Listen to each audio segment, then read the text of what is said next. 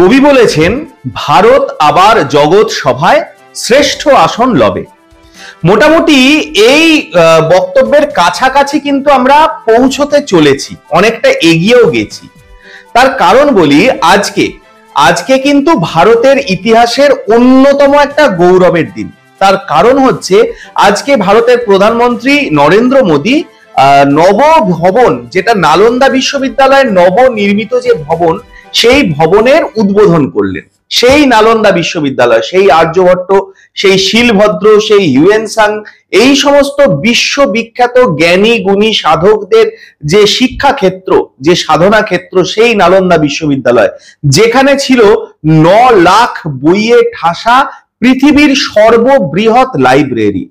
কিন্তু প্রশ্ন হচ্ছে, এই নালন্দা বিশ্ববিদ্যালয়কে কেন নবভাবে উদ্বোধন করতে হচ্ছে?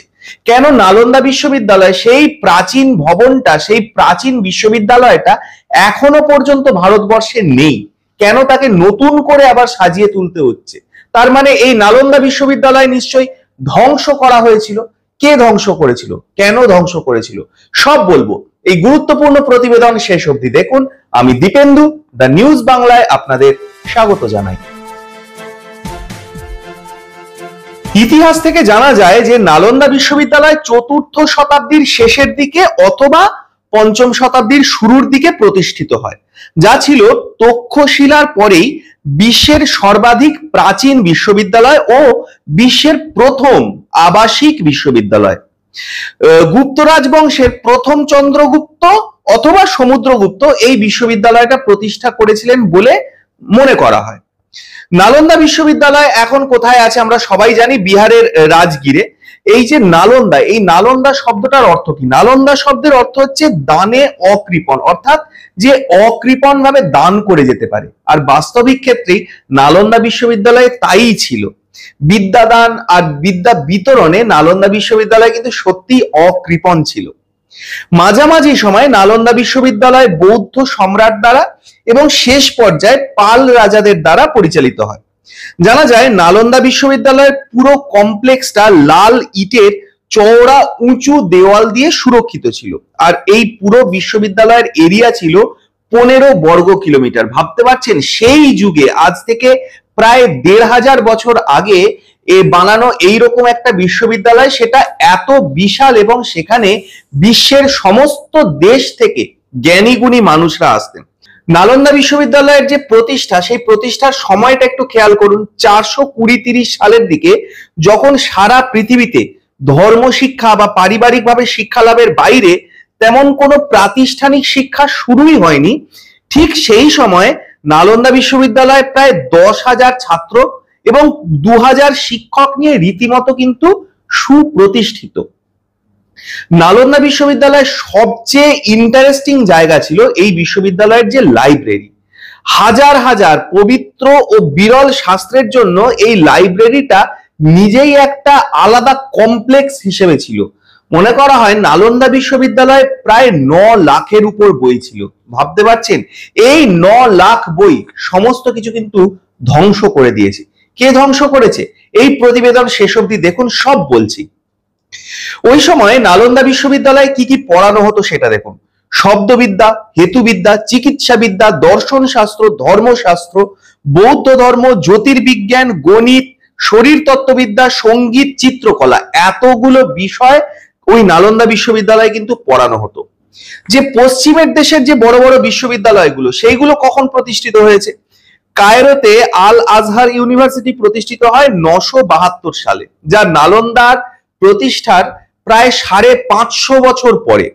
তারপর ইতালির বেলোনিয়া ইউনিভার্সিটি প্রতিষ্ঠিত হয় 1088 সালে। অক্সফোর্ড ইউনিভার্সিটি প্রতিষ্ঠিত হয় 1096 সালে। কিন্তু 1096 সালে প্রতিষ্ঠিত হলেও এই ইউনিভার্সিটি কাজ করা শুরু করে 1167 সাল থেকে। বিখ্যাত কেমব্রিজ ইউনিভার্সিটি, সেই কেমব্রিজ ইউনিভার্সিটি জন্ম নেয় 1231 সালে। আর আমেরিকার প্রথম ইউনিভার্সিটি হার্ভার্ড, সেই হার্ভার্ড ইউনিভার্সিটি প্রতিষ্ঠিত হয় 1615 খ্রিস্টাব্দে।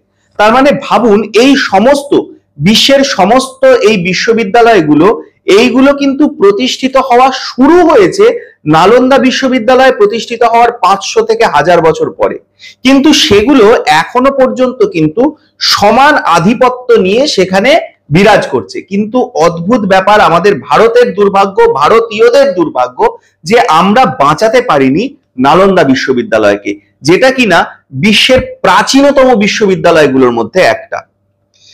এই বিশ্ববিদ্যালয়ে এসেছিলেন আমরা সবাই জানি চীনা পরিব্রাজক হিউয়েনসাং। সেই হিউয়েনসাং কি বলছেন? হিউয়েনসাং বলছেন যে নালন্দার শিক্ষা ছিল সম্পূর্ণ বিনামূল্যে, থাকা, খাওয়া, চিকিৎসা সমস্ত কিছু ছিল বিনামূল্যে, মূল ব্যয় বহন করতেন দেশের রাজা। ভাবুন, আজ থেকে 1500 বছর আগে প্রতিষ্ঠা হওয়া একটা বিশ্ববিদ্যালয়, সেখানে ছাত্ররা সবাই আবাসিক এবং সেখানে তাদের পড়াশোনা, থাকা, খাওয়া, চিকিৎসা সমস্ত কিছুর খরচা বহন করছেন সেই দেশের রাজা, সেই সময়কার রাজা।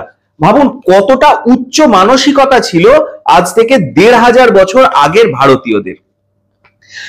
ঐতিহাসিক রাধা কুমুদ মুখার্জি তার এনশিয়েন্ট ইন্ডিয়ান এডুকেশন গ্রন্থে হিউয়েনসাং এর কথা লিখেছেন, যে হিউয়েনসাং বলছে যে এই বিশ্ববিদ্যালয়ে যেমন ভারতীয় ছাত্ররা পড়াশোনা করত, সেই রকম বিদেশ থেকে বহু ছাত্র কিন্তু এখানে আসতো। এবং সব থেকে বড় কথা, এখানে রীতিমতো অ্যাডমিশন টেস্ট দিয়ে ভর্তি হওয়ার ব্যবস্থা ছিল। আপনারা নিশ্চয়ই বুঝতে পারছেন যে এত বড় একটা বিশ্ববিদ্যালয়, যেখানে 10,000 ছাত্র, 2000 শিক্ষক, 9 লাখ বই দিয়ে সাজানো একটা গ্রন্থাগার, সেখানে আজ থেকে 1500 বছর আগেও রীতিমতো পরীক্ষা দিয়ে কোয়ালিফাই করলে তবে সেই বিশ্ববিদ্যালয়ে ভর্তির সুযোগ হয়। ঐতিহাসিক নিহার রঞ্জন রায় তার বিখ্যাত বাঙালির ইতিহাস গ্রন্থে লিখেছেন যে নালন্দা মহাবিহারের সঙ্গে 6ষ্ঠ 7ম শতকীয় বাংলার জ্ঞান বিজ্ঞান ও শিক্ষা দীক্ষার ঘনিষ্ঠ যোগাযোগ ছিল, এবং বাংলার শিক্ষার্থী আচার্য রাজবংশ নালন্দা মহাবিহারের সংবর্ধনের যে প্রয়াস করেছেন তা তুচ্ছ করার মতো নয়। এই মহাবিহারের মহাচার্য বিশ্রুতকীর্তি শীলভদ্র ছিলেন সমতটের ব্রাহ্মণ্য রাজবংশের অন্যতম সন্তান, এবং তিনি ছিলেন হিউয়েনসাং এর গুরু। তারপরে আপনি ভাবুন শীলভদ্র, এই যে শীলভদ্র যে হিউয়েনসাং এর গুরু শীলভদ্র, সেই শীলভদ্রের কথা কিন্তু উল্লেখ করেছেন গুরুদেব রবীন্দ্রনাথ ঠাকুর। তিনি তার শিক্ষা গ্রন্থের বিশ্ববিদ্যালয়ের রূপ প্রবন্ধেও লিখেছেন যে এই শীলভদ্র বাংলাদেশের কোন এক জায়গার রাজা ছিলেন, এবং তিনি সমস্ত রাজকীয় সম্পদ ছেড়ে দিয়ে তিনি সম্পূর্ণ একজন সাধকের জীবন যাপন করেন, এবং তিনি পরে নালন্দা বিশ্ববিদ্যালয়ে অধ্যাপনা শুরু করেন। একটা বিশ্ববিদ্যালয়ের মান কেমন হবে সেটা কিন্তু অনেকটা বোঝা যায় সেখান থেকে কেমন মানের ছাত্র শিক্ষার্থী তারা বেরোয় সেইটা দেখে। আর সেইটা তো নালন্দা বিশ্ববিদ্যালয় দেখে বোঝা যায়। তার কারণ হচ্ছে এই নালন্দা বিশ্ববিদ্যালয়ে কারা ছিলেন, শীলভদ্র ছিলেন, হিউয়েনসাং ছিলেন, এইরকম বিশ্বে বিখ্যাত সমস্ত দার্শনিক পণ্ডিতরা কিন্তু নালন্দা বিশ্ববিদ্যালয়ে দীর্ঘ বহু বছর কাটিয়েছেন, কেউ ছাত্র হিসেবে, কেউ অধ্যাপক হিসেবে। কিন্তু সব থেকে বড় কথা হচ্ছে এই যে নালন্দা বিশ্ববিদ্যালয়, আজকে নালন্দা বিশ্ববিদ্যালয়ে নবনির্মিত ভবনের উদ্বোধন করা হলো, কিন্তু নালন্দা বিশ্ববিদ্যালয়ের যে অরিজিনাল ভবন সেটা কেন আজ ধ্বংসাবশেষ? কেন ধ্বংস করেছিল নালন্দা বিশ্ববিদ্যালয়কে? কে ধ্বংস করেছিল? এনসাইক্লোপিডিয়া ব্রিটানিকা কি বলছে? এনসাইক্লোপিডিয়া ব্রিটানিকা লিখছে যে Nalanda continued to flourish as a centre of learning under Pala dynasty. Nalanda was probably sacked during Muslim raids in Bihar and never recovered. অর্থাৎ এনসাইক্লোপিডিয়া ব্রিটানিকা, যেটা বিশ্বের সব থেকে বেশি তথ্যবহুল বই বলে ধরা হয়, সেই এনসাইক্লোপিডিয়া ব্রিটানিকা কিন্তু বলছে যে নালন্দা বিশ্ববিদ্যালয় ধ্বংস হয়েছিল মুসলিমদের অত্যাচারে। একই কথা কিন্তু বলছে বাংলাপিডিয়াও, এবং তার পাশাপাশি বিখ্যাত ঐতিহাসিক স্টোরি অফ সিভিলাইজেশন এই বইয়ের যে রচয়িতা উইল ডুর্যান্ট তার গ্রন্থের প্রথম ভলিউম আওয়ার ওরিয়েন্টাল হেরিটেজ, সেখানেও কিন্তু একই কথা লিখছে যে the Mohammedans destroyed nearly all the monasteries, Buddhist or Hindu in northern India. Nalanda বিশ্ববিদ্যালয়ের যে ওই সময় মহামেডান অর্থাৎ মুসলিমরা যে বিদেশ থেকে এসেছিলেন এবং সেই বিদেশ থেকে এসে তারা কিন্তু এই বৌদ্ধ, হিন্দু এনাদের দ্বারা পরিচালিত সমস্ত শিক্ষাক্ষেত্র, সমস্ত ধর্মক্ষেত্র কিন্তু পুরোপুরি ধ্বংস করে দেয়। একই কথা বলেছেন পার্সিয়ান ঐতিহাসিক মিনহাজ আল সিরাজ। তিনিও কিন্তু বলেছেন যে মুসলিমদের শাসনকালেই নালন্দা বিশ্ববিদ্যালয় কিন্তু সম্পূর্ণ ধ্বংস হয়ে গেছে।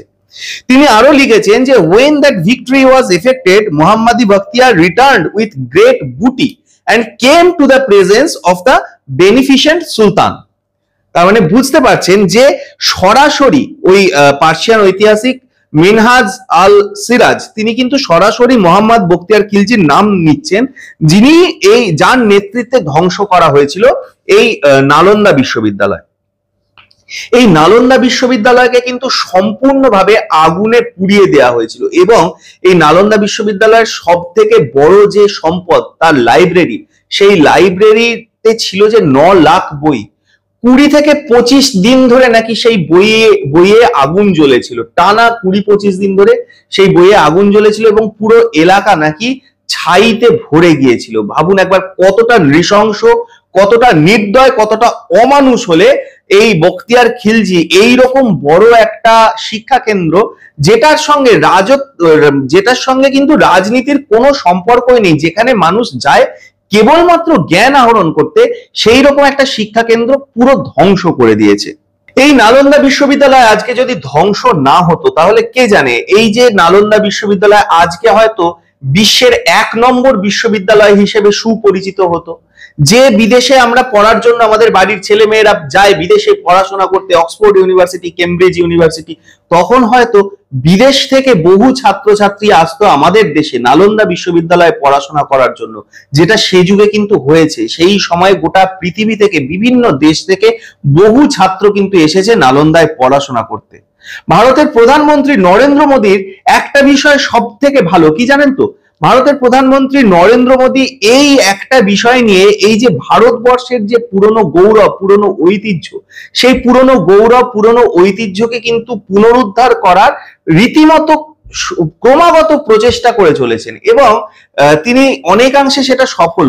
আজকে তার হাত ধরেই কিন্তু নালন্দা বিশ্ববিদ্যালয় আবার নতুন ভাবে উদ্বোধন হলো এবং সেখানে পঠন পাঠন শুরুও হতে চলেছে।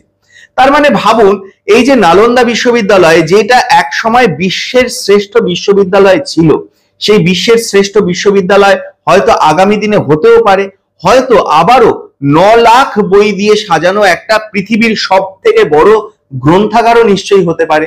আপনারা কি বলেন? আপনাদের মূল্যবান এবং গুরুত্বপূর্ণ মতামত জানান দ্য নিউজ বাংলার কমেন্ট সেকশনে, আর দেখতে থাকুন দ্য নিউজ বাংলা। বর্তমানের পাশাপাশি ইতিহাসে, আমাদের ইতিহাসে হারিয়ে যাওয়া এই ধরনের নানা খবর, সেগুলোকে আমরা কবর থেকে খবরে তুলে আনবো, কারণ কোনো খবরই আমরা চেপে রাখতে দেব না।